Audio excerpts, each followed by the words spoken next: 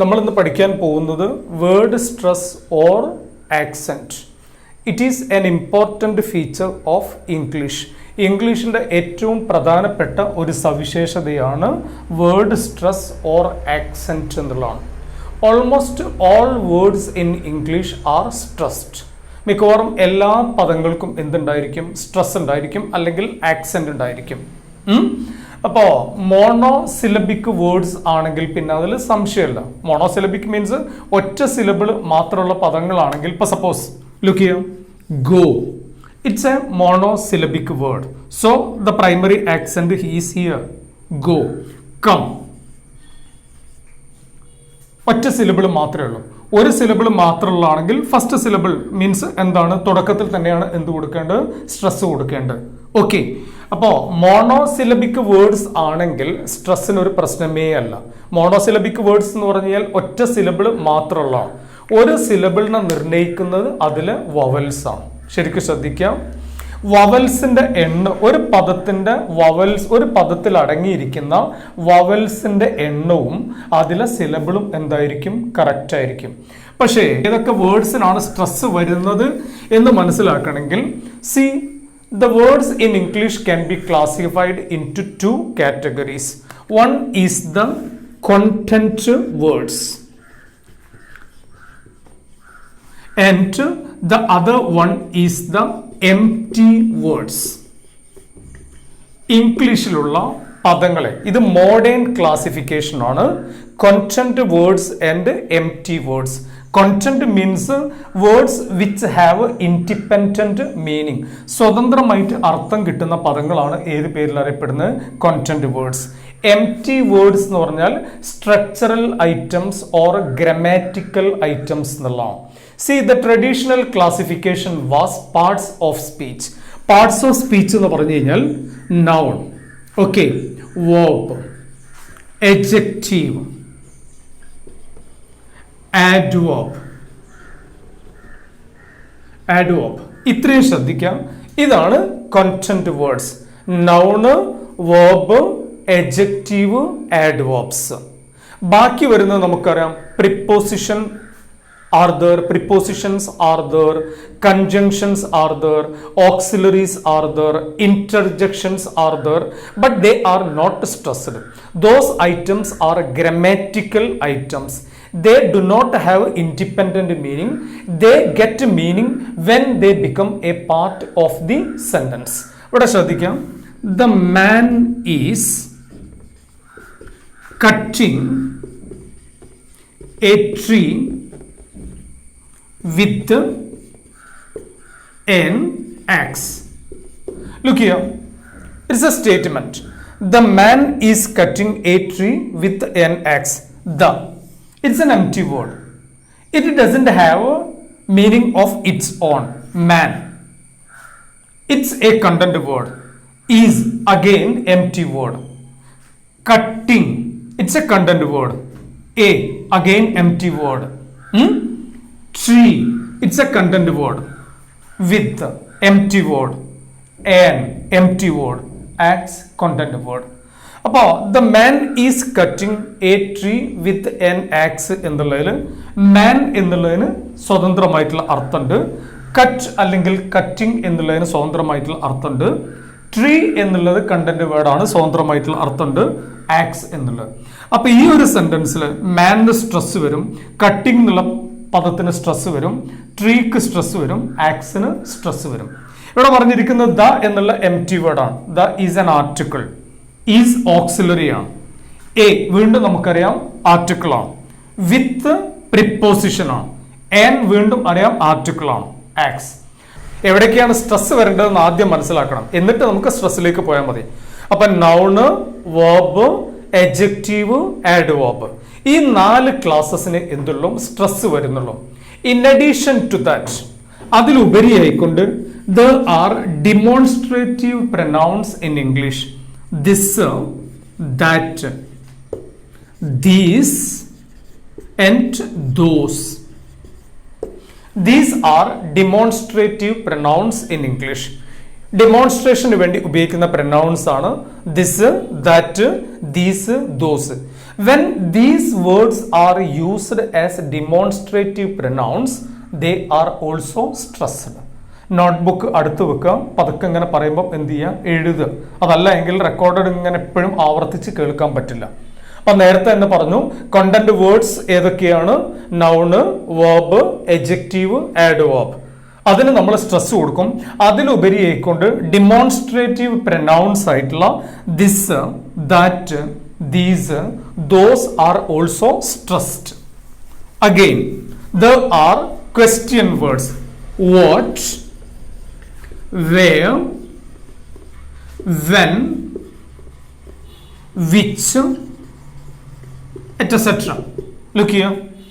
These are the question words: what, where, when, which, why, how, who, whose, whom.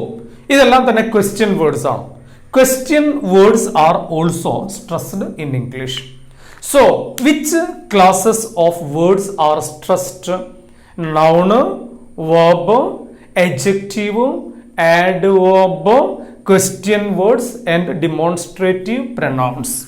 ഇനി നമ്മൾ ശ്രദ്ധിക്കേണ്ടത് ഇംഗ്ലീഷിലുള്ള വേർഡ്സിനെ നമ്മൾ ഇങ്ങനെയാണ് ക്ലാസിഫൈ ചെയ്യുക: monosyllabic words, disyllabic words, trisyllabic words, and polysyllabic words. ശരിക്കും ശ്രദ്ധിക്കുക. Monosyllabic words, words that consist of only one syllable is called monosyllabic words. ഒരു സിലബിൾ മാത്രം ഉള്ള പദമാണ് ഏത് പേരിൽ അറിയപ്പെടുന്നത്? മോണോസിലബിക്. ഇപ്പൊ നേരത്തെ തന്നെ പറഞ്ഞു. ഇപ്പൊ suppose come, eat, play, run, all these are examples of monosyllabic words. ഇതൊക്കെ തന്നെ മോണോസിലബിക് ആണ്. അപ്പോൾ ഒരു സിലബിളിനെ നിർണ്ണയിക്കുന്നത് നേരത്തെ തന്നെ ഞാൻ പറഞ്ഞു വവലാണ്. വവൽസ് ഇല്ല എങ്കിൽ ഒരു സിലബിൾ ഇല്ല. അപ്പൊ ഇതിൽ ഒരൊറ്റ വവലേ ഉള്ളൂ, യു, റൺ. ഇപ്പൊ മോണോസിലബിക് വേർഡ്സ് ആണെങ്കിൽ എവിടെയാണ് സ്ട്രെസ് കൊടുക്കുന്നത് എപ്പോഴും ശ്രദ്ധിക്കുക, തുടക്കത്തിൽ തന്നെയാണ്. Play, eat, come. ട്രാൻസ്ക്രിപ്ഷൻ നിങ്ങളെ പിന്നീട് പഠിപ്പിക്കും. ഇപ്പൊ സ്ട്രെസ്സിലേക്ക് മാത്രം എന്ത് ചെയ്യാം, ഫോക്കസ് ചെയ്യാം. ഈ ഒരു സെഷനിൽ തന്നെ ഇത് കഴിഞ്ഞാൽ നമ്മൾ എന്തായിരിക്കും, ട്രാൻസ്ക്രിപ്ഷനിലേക്കായിരിക്കും പോവുക. ഇപ്പൊ മോണോസിലബിക് വേർഡ്സ് ആണെങ്കിൽ ഒറ്റ സിലബിൾ, ഒറ്റ ഉച്ചരിത ശബ്ദം മാത്രമുള്ള പദമാണ് എങ്കിൽ തീർച്ചയായിട്ടും എന്തായിരിക്കും പറഞ്ഞിരിക്കുന്നത്, തുടക്കത്തിൽ തന്നെയാണ് സ്ട്രെസ് കൊടുക്കേണ്ടത്. The word stress or the word accent is marked with a vertical bar just above and before the sound that is stressed. ഓർമ്മിക്കാം. അതായത് നമ്മൾ പ്രൈമറി ആക്സെന്റ് അല്ലെങ്കിൽ പ്രൈമറി സ്ട്രെസ് എങ്ങനെയാണ് നമ്മൾ മാർക്ക് ചെയ്യേണ്ടത് എന്ന് ചോദിച്ചു കഴിഞ്ഞാൽ ഒരു വെർട്ടിക്കൽ സ്ട്രോക്ക് ഓർ ബാർ, ഇങ്ങനെ ഒരു ബാർ അല്ലെങ്കിൽ ഒരു സ്ട്രോക്ക്, എവിടെയാണോ ഏതൊരു സൗണ്ടിനാണോ നമ്മൾ സ്ട്രെസ് കൊടുക്കുന്നത്, കട്ടി കൂട്ടി ഉച്ചരിക്കുന്നത്, അതിന്റെ തൊട്ട് മുമ്പിൽ എന്ത് ചെയ്യുക എന്നുള്ളതാണ് ഒരു വെർട്ടിക്കൽ സ്ട്രോക്ക് കൊടുത്തു കഴിഞ്ഞാൽ അതാണ് primary stress. There are secondary accents or stresses, but they are not generally marked. ക്വസ്റ്റ്യനിലും ഒരിക്കലും വരില്ല. സെക്കൻഡറി സ്ട്രെസ് അല്ലെങ്കിൽ സെക്കൻഡറി ആക്സെന്റ് വരാറുണ്ട്, പക്ഷെ പരീക്ഷകൾക്ക് ചോദ്യത്തിൽ ഉണ്ടാവാറില്ല, മാർക്ക് ചെയ്യാനും പറയാറില്ല. അപ്പൊ ഏറ്റവും കൂടുതൽ ശ്രദ്ധിക്കേണ്ടത് എന്താണ്, പ്രൈമറി സ്ട്രെസ് അല്ലെങ്കിൽ എന്താണ് പ്രൈമറി ആക്സെന്റ് ആണ്. അപ്പൊ മോണോസിലബിക് വേർഡ്സ് എങ്ങനെയാണ് സ്ട്രെസ് ചെയ്യേണ്ടത് എന്ന് പഠിച്ചു കഴിഞ്ഞു. അതിനിവിടെ എന്തില്ല, സംശയമല്ല.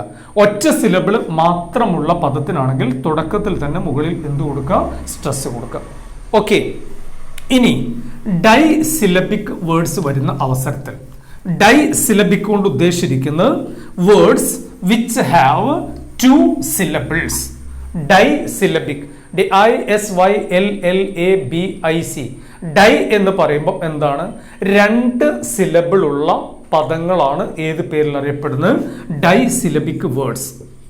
ലുക്ക് ചെയ്യാം. Sister, doctor, father, mother, sitting. Look here. Father. ഇതിൽ രണ്ട് സിലബിൾ വരുന്നു. Father. The primary accent is on the first syllable. Disyllabic words ശ്രദ്ധിക്കാം. പക്ഷെ എക്സെപ്ഷണൽ കേസ് വരുമ്പോൾ അത് പറഞ്ഞുതരും. Disyllabic. Father, sister, doctor, sitting, mother. So disyllabic words are also stressed on the first syllable. Disyllabic words ആണെങ്കിലും first സിലബിളിനായിരിക്കും എന്ത് നമ്മൾ കൊടുക്കുക, stress കൊടുക്കുക. എക്സെപ്ഷൻസ് ആർ ദ, എക്സെപ്ഷനിലേക്ക് നമ്മൾ വരുന്നേ ഉള്ളൂ. But disyllabic words are also stressed on the first syllable. Disyllabic means words that consist of two syllables. Okay. ഈ disyllabic wordsന് exceptions കടന്നു വരുന്നുണ്ട്. അതെപ്പോഴും ശ്രദ്ധിക്കാം. ഇപ്പോൾ സപ്പോസ് അത് ശരിക്കും ശ്രദ്ധിക്കണം. അവിടെ ക്വസ്റ്റ്യൻ വരും. ഞാൻ കുറച്ച് പദങ്ങൾ എഴുതാം. Ago, below, about, beneath. Got it? അപ്പൊ അഗോ ഡൈസിലബിക് ആണ്. അഗോ.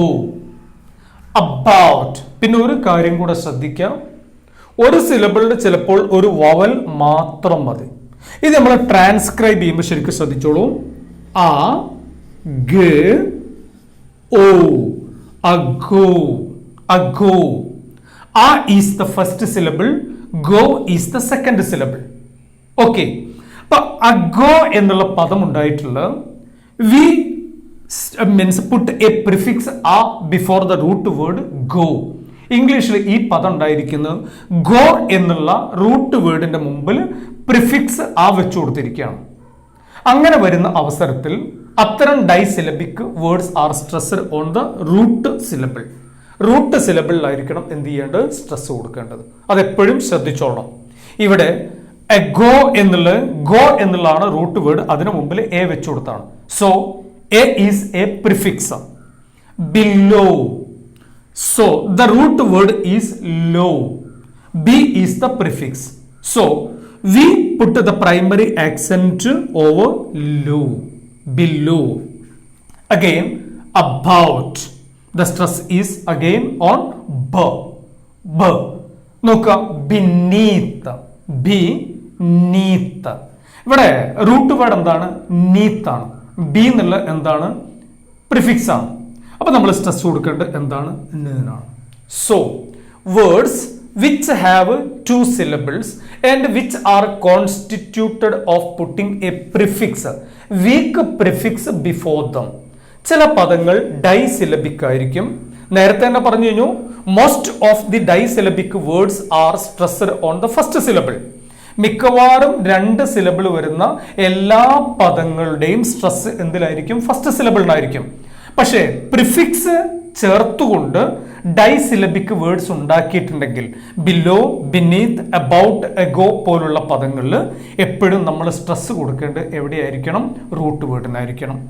ഗോ ഗിന്റെ തൊട്ട് മുകളിലാണ്. ബിലോ ലോ എന്നുള്ളതിന്റെ തൊട്ട് മുകളിലാണ്. അബൌട്ട് വീണ്ടും ബേന്റെ മുകളിലാണ്.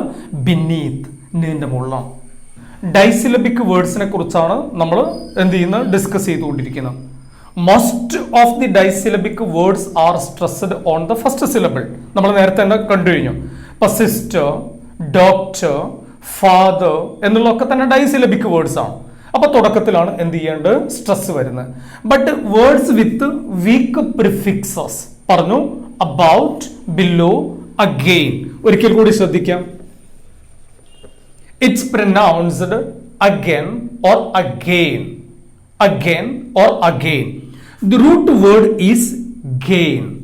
So the stress is here. Okay, again. A is a prefix. Prefix is not stressed. Again, below. Look here. Low is the root word. B is the prefix. So the stress is over L. Below. Okay. Words, disyllabic words with weak prefixes are stressed on the root syllable. അത്ര മാത്രം ശ്രദ്ധിക്കുക. അപ്പൊ weak prefix ചേർത്തുകൊണ്ട് disyllabic words ഉണ്ടാക്കിയെടുക്കുകയാണെങ്കിൽ, അല്ലെങ്കിൽ അങ്ങനെ ഉണ്ടായിരിക്കുന്ന പദങ്ങളാണെങ്കിൽ എപ്പോഴും റൂട്ട് വേർഡിനായിരിക്കണം സ്ട്രെസ് കൊടുക്കേണ്ടത്, ഒരിക്കലും എന്തിനല്ല, പ്രിഫിക്സിനല്ല.